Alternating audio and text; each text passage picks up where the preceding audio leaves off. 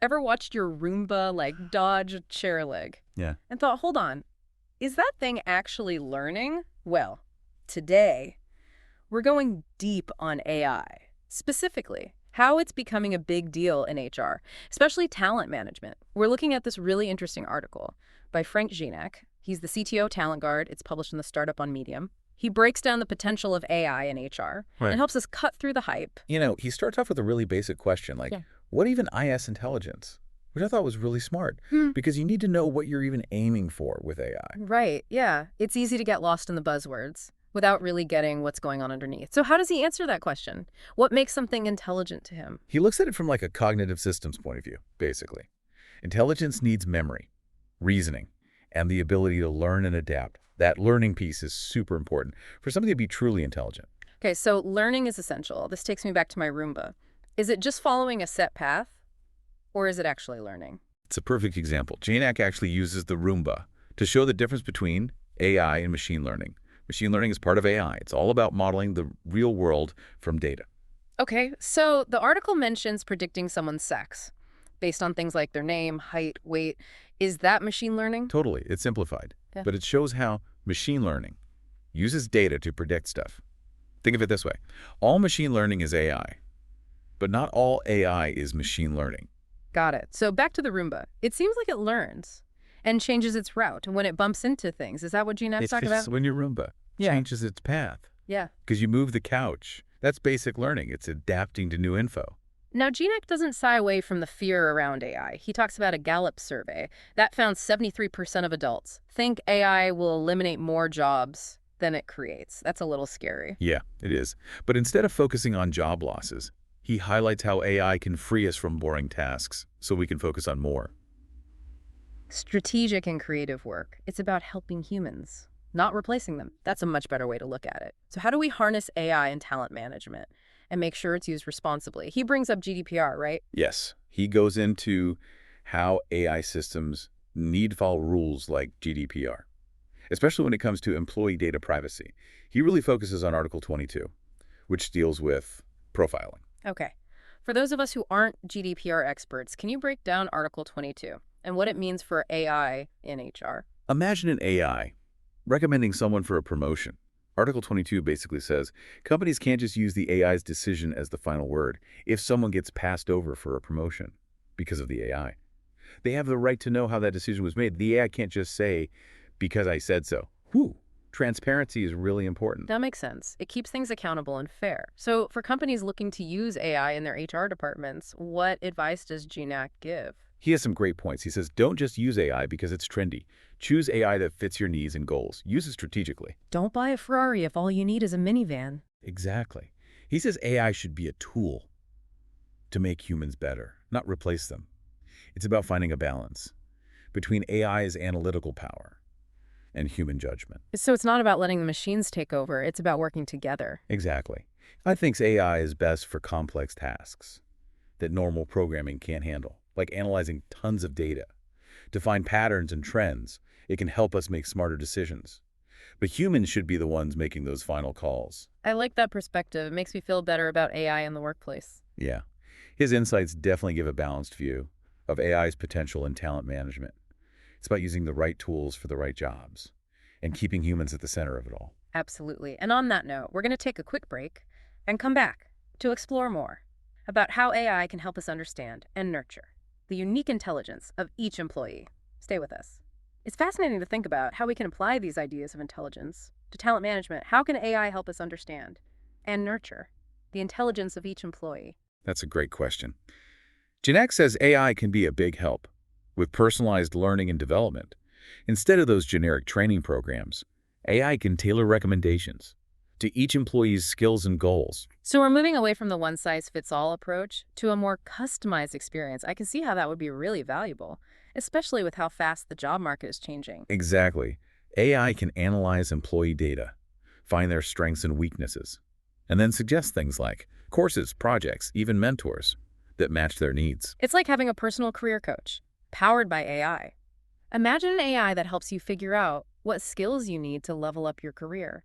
That's pretty amazing. It is. And it's not just about learning new skills. AI can also help employees stay engaged and motivated. by connecting them with projects that match their interests. That's so important. We talk about employee engagement a lot, but how can AI actually help us boost it? GNAC thinks AI can help create a more dynamic and personalized work experience. Imagine an AI that looks at your past projects and suggests new ones that fit your skills and passions. That kind of personal attention can really keep people motivated. That's a great point. It's not just about automation, it's about using AI to create a more human-centered workplace. Right. GNAC really believes in using AI to improve the employee experience. He thinks that by using AI's analytical power, we can create workplaces where employees feel valued and supported. So AI is not just about efficiency and getting things done, it can also help create a better work culture. Absolutely. He thinks AI can help us build workplaces where people feel appreciated for their unique talents. He sees AI as a way to unlock human potential. I really like that perspective. It's different from that scary AI we see in the movies. It is. We need to remember that AI is a tool. It's up to us how we use it. GNAC encourages us to see AI as a partner in creating a better workplace, one where technology empowers people, not control them. I like that. Now, Janak is optimistic about AI, but he doesn't ignore the challenges. Implementing AI in HR takes a lot of work, right? It's not just a quick fix. You're right. He knows there are costs, both for the technology and the expertise. Companies need to invest in the right infrastructure and training to make sure they're using AI the right way. It's not like you just plug it in and it works. Companies have to be ready to put in the effort. Yeah. And he also talks about partnering with the right vendors, ones that understand AI and HR. Choosing the right AI solution is super important. So do your research. Find good partners. Be prepared for a journey, not a sprint. Exactly. He says AI should be a strategic decision, not just following the latest trend. Think about your goals. Think about your challenges. Then choose the AI tools that actually help you. Okay. So let's say a company has done all that, invested in the tech, found good partners. How can they actually use AI in talent management to make things better for employees? Well, one area where AI is already making a difference is in performance management. You know those traditional performance reviews? They can be so stressful. For both employees and managers, they often feel subjective and unfair. AI can help make the process more objective and transparent. Yeah, that's an area where AI could really change things. How can AI make performance reviews more fair? Instead of just relying on the manager's opinion, AI can analyze data from lots of places, like project results, peer feedback, even how people communicate. This gives a more complete and data-driven view of how someone is performing, and it reduces bias. That sounds like a huge improvement. It could get rid of some of the problems that have always been a part of performance reviews. It's not about getting rid of humans altogether. It's about using AI to add data to human judgment. So a more balanced approach. That helps both employees and managers. Right. GNAC believes AI can help us move away from that old top-down way of doing performance reviews and create a process that's more collaborative and focused on development. So we're shifting from a culture of judgment to a culture of feedback and growth. Exactly. Imagine a system where AI gives employees regular feedback, shows them what they're doing well, and suggests areas for improvement.